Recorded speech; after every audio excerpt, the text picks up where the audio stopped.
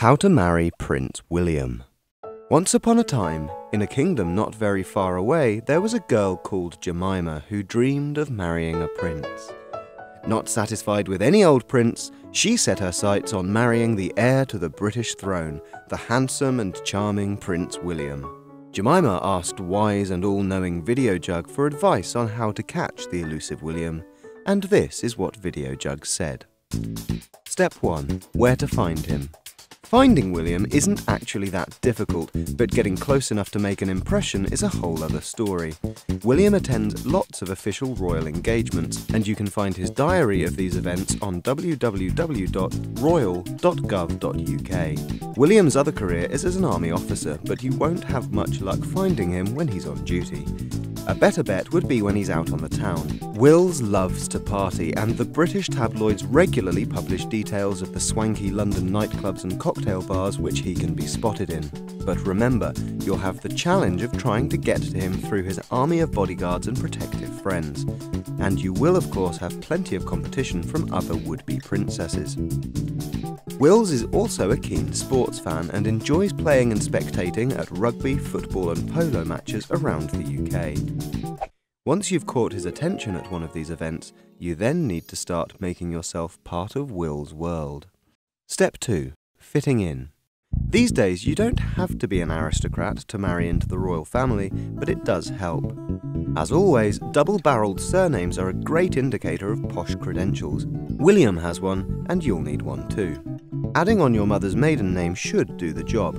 Jemima Jones. Just won't do. Jemima Hamilton Jones. That's better. Jemima Hamilton Henley Smythe Jones. Might be a bit too much. You also need to sound like a royal to fit in at Buckingham Palace and Windsor. How do you do? Just won't cut it. How do you do? That's more like it. Step 3. Look the part. To be a princess, you need to look like a princess. Think tasteful and expensive, not overly sexy. The key is finding the right balance between glamorous and demure. You don't want to look too conservative. And grooming is paramount. William's future wife has to look immaculate at all times. When exiting a nightclub at dawn, you'll need to look like you've been sipping water all night. Step 4. Have a job.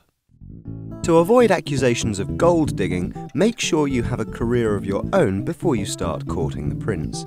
It should be an interesting but non-threatening job. Something like PR or television is ideal.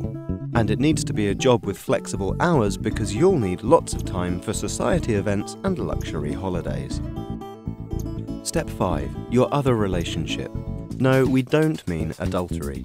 The other big relationship in your life will be with the British media. Prepare for attention and scrutiny on an unimaginable scale.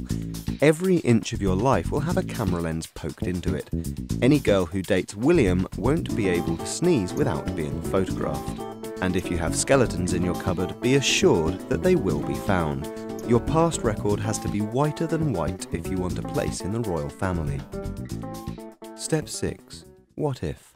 One day, Wills will be king, which means you would be queen.